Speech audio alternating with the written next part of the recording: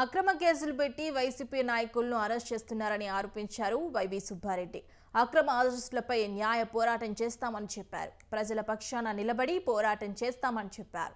చంద్రబాబు ఇంటికి వరద నీరు రాకుండా బుడమేరుని మళ్లించారని ఆయన ఆరోపించారు.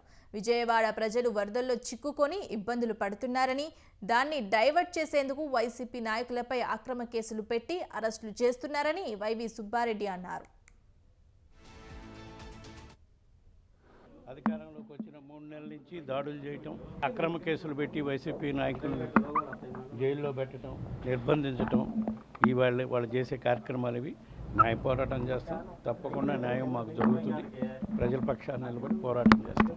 ఇప్పుడు మరీ ముఖ్యంగా ఈ సందర్భంలో రాష్ట్ర వ్యాప్తంగా ప్రజలందరూ ఈ వరదల వల్ల విజయవాడ పరిసర ప్రాంతాల్లో జరిగిన ప్రాణ నష్టానికైతేనేమి, పంట నష్టానికైతేమి, ప్రజలు ఇబ్బందులు పడుతున్న తీరు ఉపకుంటే దీన్ని డైవర్ట్ చేయటం కోసం ఈ అక్రమ కేసులు పెట్టి మా నాయకులను అరెస్ట్ చేసే కార్యక్రమం చేస్తున్నారు. ఇవన్నీ కూడా ప్రజలు గమనిస్తున్నారు.